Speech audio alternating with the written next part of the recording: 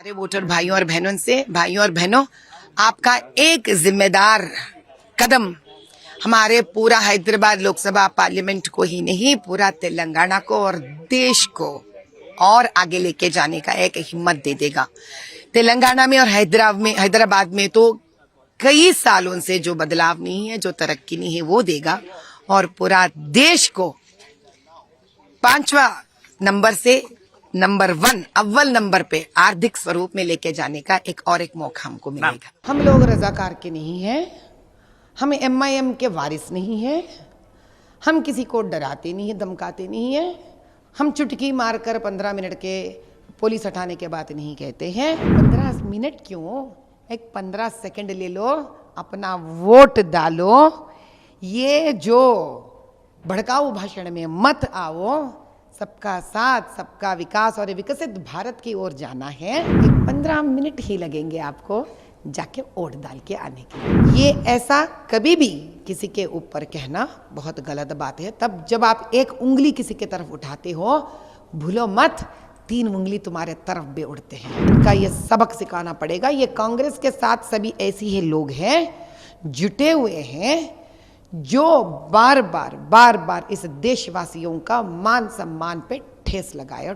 इन लोगों ने अपमान किया है। भैया, मैं आपको एक ही बात कहना चाहती हूँ, हम लोग रजाकार के नहीं हैं, हम MIM के वारिस नहीं हैं, हम किसी को डराते नहीं है, धमकाते नहीं है, हम चुटकी मारकर 15 मिनट के पुलिस हटाने के बात नहीं कहते हैं। हम बस यही कहते हैं, हम औरत हैं, हम स्त्री का रूप धारण किए हैं। कोई भी हो, हमारे स्त्री एक मातृ स्वरूप होती है।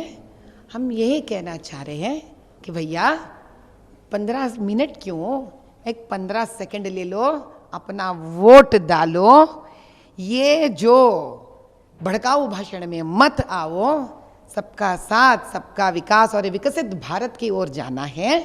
एक 15 मिनट ही लगेंगे आपको जाके वोट डाल के आने के लिए। ये था उनका कहना। कांग्रेस सैम पिट्रोडा का भी एक प्रचार चल रहा है मैडम, उसके ऊपर सैम पिट्रोडा ने क्या कमेंट किया? बहुत गलत बात है भैया।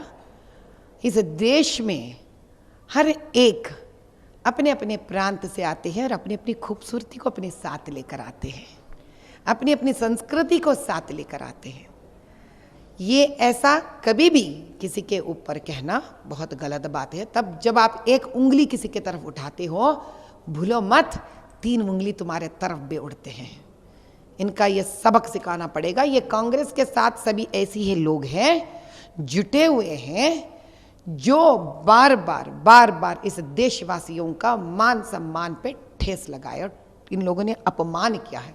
अब वक्त आया सारा भारत देश को यह जानने के लिए कि हमारा सम्मान करने वाले एकमात्र मोदी के अलावा कोई नहीं है।